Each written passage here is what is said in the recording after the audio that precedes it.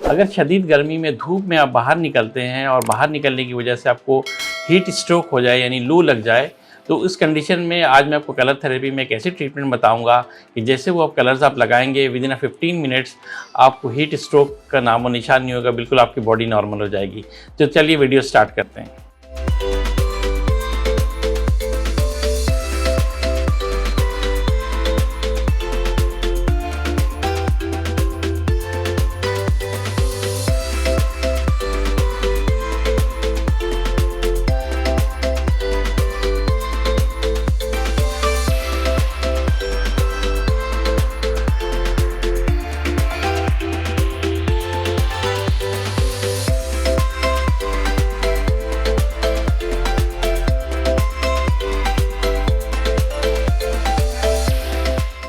अस्सलाम वालेकुम, मैं Syed Gul Mohammad colour therapy specialist rainbow healing with colour से आपकी खिदमत में हाजिर हूँ। आज जो मेरी वीडियो का टॉपिक है वो आजकल के हीट के मौसम में बहुत ज़्यादा देखने में आता है। अगर शदीद गर्मी में अगर आप बाहर निकलते हैं और आपको शदीद धूप की वजह से अगर आपको हीट स्ट्रोक हो जाए यानी लू लग जाए, तो उस कंडीशन में क्या होता है कि आपको शदीद सीवियर हेडेक होगा। और इस कंडीशन में ये होता है आपको पसीने नहीं आते और आपकी पूरी बॉडी हीटअप हो जाती है, रेड हो जाती है बॉडी, और मेंटली कन्फ्यूजन रहता है आपको, और बहुत ज़्यादा आप परेशान, बॉडी में गर्मी, बहुत ज़्यादा आपको गर्मी लग रही होती है। तो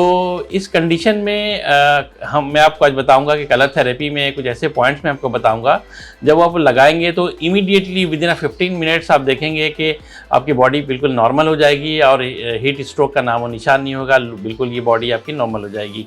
वीडियो स्टार्ट करने से पहले कुछ ज़रूरी हिदायत है, उसको ज़रूर सुन लीजिएगा, उसको ज़रूर फॉलो कीजिएगा, वरना आपको रिज़ल्ट नहीं आएगा। उसमें ये होता है कि अगर आप कलर्स लगाते हैं और कलर लगाने के बाद अगर आपको इसमें रिज़ल्ट नहीं आता, तो इसका मतलब ये है कि आपने कलर्स जो है पॉइंट सही जगह पे नहीं लगाए हैं, या फिर आपकी नेवल डिस्प्लेसमेंट है। अगर आपकी नेवल डिस्प्लेसमेंट यानी नाक पर टल जाना है, ये खिसक जाना, नेवल डिस्प्लेसमेंट हो, तो उस सूरत में भी आपको रिज़ल्ट नहीं आता या बहुत कम आता है। तो उस सूरत में मैं इस वीडियो के एंड में मैं नेवल डिस्प्लेसमेंट की वीडियो में आपको लिंक दे दूँगा, तो वहाँ पर जाके चेक करके अपनी नेवल को पहले सेट कर लें, उसके बाद ट्रीटमेंट करें तो इंशाल्लाह रिज़ल्ट ज़रूर आएगा। ये ज़रूरी हिदायत है, इसको ज़रूर फॉलो कीजिएगा। तो चलिए ट्रीटमेंट स्टार्ट करते हैं। जी नाज़रीन, मैं आपको कलर बताने जा रहा हूँ कि अगर आपको हीट स्ट्रोक किसी को हो जाए तो उसके लिए जो कलर्स कहाँ कहाँ पे लगाते हैं, इस चीज़ का ख्याल रखिएगा कि जब भी आप कलर्स लगाएं तो जो पेशेंट है या जिनको हीट स्ट्रोक हुई हुई है या लू लगी हुई है, तो उनको जो बिठाए तो उनके बिल्कुल आप सामने बैठें, ऐसे इधर आप लेफ़्ट या राइट पे ना बैठें, सामने बैठें,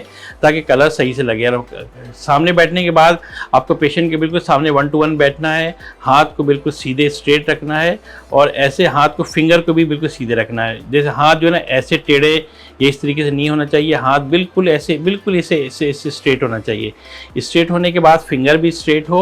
और फिंगर स्ट्रेट करने के बाद आपने करना ये है कि ये राइट हैंड है, राइट हैंड साइड के इंडेक्स फिंगर के ऊपर, ये जो इंडेक्स फिंगर के ऊपर ये जो आप देख रहे हैं कि इसमें 3 पार्ट है, एक नीचे वाला, एक ऊपर वाला, एक टॉप वाला, यानी 2 जॉइंट के बीच का जो ये नीचे वाला फर्स्ट फ्लांज है, ये सेकंड फ्लांज है, ये थर्ड फ्लांज है। तो ये जो सेकंड फ्लांज है नीचे से ऊपर, ये हाथ के इंडेक्स फिंगर जिसको शहादत की उंगली भी बोलते हैं, इसके सेकंड वाले पे ये जॉइंट है, इस जॉइंट के ऊपर आप इस तरीके से एक लाइन डालेंगे इस जॉइंट के ऊपर, और एक ऊपर वाली जॉइंट के ऊपर यूँ आप एक लाइन यूँ डालेंगे इस तरीके से। और ये डालने के बाद आप यहाँ से साइड से भी एक लाइन यूँ लगाएंगे, और इस साइड से भी एक लाइन आप यहाँ पे लगाएंगे। ये लगाने के बाद इस पूरे बॉक्स को आप ऐसे जो है ना ग्रीन आपने फिल कर देना है, ग्रीन कलर से, ग्रीन कलर के मार्कर से, ग्रीन कलर हो या ग्रीन मार्कर हो, इसको प्रॉपर आपने पूरा इस वाले हिस्से को ग्रीन कलर कर देना है। तो याद रखिएगा कि हाथ बिल्कुल सीधे हों, टेढ़े ना हो, ताकि कलर बिल्कुल सही जगह पे लगे इस तरीके से। इसके बाद आपने क्या करना है कि पर्पल कलर लेना है, और पर्पल कोई भी आपके पास मार्कर हो आप ले सकते हैं, उसको लेके ये जो छोटी वाली फिंगर है, जो स्मॉल फिंगर होती है, इस फिंगर के ऊपर भी ये फर्स्ट के पास जो सेकंड फ्लांज है बीच वाली, उसमें भी आप ये करेंगे कि पूरे इस जॉइंट के ऊपर पहले आप इसको पर्पल करेंगे, फिर इस वाले जॉइंट के ऊपर इसको भी ये करेंगे, और यहाँ से एक लाइन लगाएंगे, और एक यहाँ पे एक साइड पे लाइन लगाएंगे, और ये पूरे बॉक्स को आप पर्पल कलर से फिल कर देंगे। ये आपने इस तरीके से प्रॉपर करना है, और جو ہے نا جو میں نے آپ کو ساری ہدایت بتائی ہیں اس کو ضرور فالو کرنا ہے کہ پوائنٹ صحیح جگہ پہ لگانا ہے، کلر صحیح جگہ پہ لگانا ہے، کلرز جو ہے نا غلط کسی بھی فنگر، جس فنگر میں جو میں نے کلرز بتائے آپ کو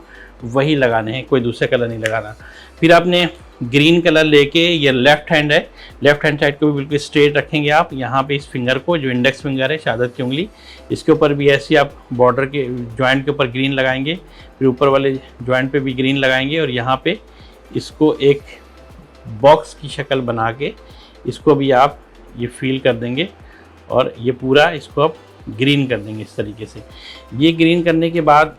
پھر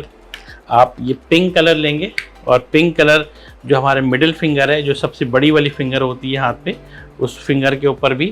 جو ہے نا اس جوائنٹ کے اوپر آپ پہلے ایسے ایک نشان لگائیں گے پنک، پھر اوپر والے جوائنٹ پہ سے پنک لائن لگائیں گے، یہاں سے سائڈ سے اس کو فل کریں گے، ادھر سے سائڈ سے اس کو فل کریں گے، اور اس کو بھی باکس کی شکل پورا فل اپ کر لیں گے پنک کلر کے ساتھ۔ یہ آپ نے کر لینا ہے، بس کا خیال رکھیے گا کہ جس کلر فنگر پہ جو کلر میں نے بتائے ہیں وہی آپ نے لگانا ہے۔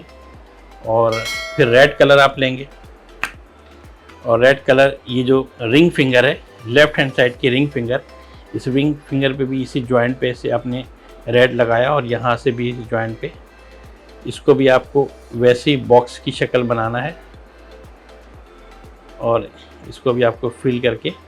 ریڈ کلر سے کر دینا ہے۔ تو یہ آپ نے کیا ہے کہ جو انڈیکس فنگر ہے اس کے اوپر آپ نے گرین کیا ہوا ہے، یہ پنک ہے مڈل فنگر کے اوپر، اور رنگ فنگر کے اوپر ریڈ کلر ہے، اور آپ نے جو اسمال فنگر ہے اس کے اوپر آپ نے یہ اسکائی بلو، یہ لائٹ بلو کلر ہے وہ لگانا ہے۔ اسی طریقے سے جوائنٹ کے اوپر یہاں پہ یہ کرنا ہے، پھر یہاں سے ایسے ہی اس کو بھی باکس بنا کے اس کو پورا فل اپ کر دینا ہے۔ تو اس طریقے سے آپ نے سارے جو ہے نا فنگر پہ، دونوں ہاتھ کی فنگر پہ یہ کلر لگا دینے، تو انشاءاللہ آپ دیکھیں گے کہ فوری طور پہ جو ہے نا وہ ان کو ہیٹ اسٹروک انشاءاللہ ختم ہو جائے گی۔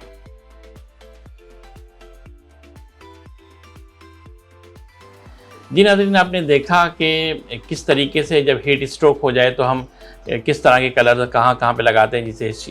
ہیٹ اسٹروک فوراً ہی ختم ہو جاتا ہے، آپ نارمل ہو جاتے ہیں۔ تو اسی کو آپ فالو کر کے لگائیں۔ اچھا، اس میں جو میں نے آپ کے کلر مارکر یوز کیے ہیں کہ وہ ایک نارمل کلر مارکر ہے، اس میں کوئی کلرز کے اندر کوئی ایسی چیز نہیں ملی ہوئی ہے، کوئی اسپیشل مارکر نہیں ہے۔ کوئی بھی اسکیچ مارکر آپ اسٹیشنری شاپ سے لے سکتے ہیں، کوئی بھی جتنے بھی جو بھی کلرز ہیں سب سیم کام کرتے ہیں، اس میں کوئی اسپیشلٹی نہیں ہوتی، تو اس کو فالو کریں۔ دوسری امپورٹنٹ چیز یہ ہے کہ کلرز لگانے کی ٹائمنگ یہ ہے کہ جب آپ یہ کلرز لگاتے ہیں تو یاد رکھیے گا کہ دن کی روشنی میں یا لائٹ کی روشنی میں اس کا 100% رزلٹ ہوتا ہے، جب اندھیرا ہو، لائٹ آف ہو تو کلر اس کا 50% رزلٹ آتا ہے۔ لیکن کوشش کریں کہ دن کی روشنی ہو یا لائٹ کی روشنی میں آپ کلرز لگائیں تو انشاءاللہ اس کا رزلٹ آئے گا۔ کلر کی ڈیوریشن جو ہوتی ہے وہ 6 to 8 آورز ہوتی ہے، 6 سے 8 گھنٹے تک آپ اس کو کلرز لگا کے رکھیں، اسی دوران آپ بالکل ٹھیک ہو جائیں گے انشاءاللہ تعالیٰ۔ لاسٹ میں آپ سے ایک اور بات کہنا چاہوں گا کہ میرے چینل کو لازمی سبسکرائب کریں اور اپنے لوگوں کے ساتھ شیئر بھی کریں۔ اس میں آپ کو پتہ ہے کہ میں اس طرح کی ہر طرح کی بیماریوں کے ٹریٹمنٹ بناتا رہتا ہوں، اور میری کوشش یہ ہے کہ آپ تمام لوگ جو بھی میرے چینل کو دیکھتے ہیں، سبسکرائب کیا ہوا ہے آپ لوگوں کو، تو آپ لوگوں میں تمام ہر طرح کی ٹریٹمنٹ بتاؤں تاکہ آپ کو ڈاکٹر کے پاس جانے کی ضرورت نہ پڑے، نہ ہی کوئی میڈیسن لینے کی ضرورت پڑے، اور ہر طرح کی میڈیسن سے اور اینٹی بائیوٹک سے آپ خود اور اپنی فیملی کو بچا سکیں۔ تو چلیے، ویڈیو بہت لمبی ہو گئی ہے، میں آپ کے لیے دعا گوں کہ اللہ تعالیٰ آپ کو ہر طرح کی بیماری سے محفوظ رکھے، اور اگر آپ کسی بیماری میں مبتلا ہیں تو اللہ تعالیٰ آپ کو جلد سے جلد صحت یاب کرے۔ آپ میرے لیے دعا کریے کہ میں آپ کے لیے اس طرح کی ویڈیو بناتا رہوں اور ہر طرح کی ٹریٹمنٹ کے اوپر بناتا رہوں۔ تو انشاءاللہ ملتے ہیں نیکسٹ ویڈیو میں، جب تک کے لیے اللہ نگہبان۔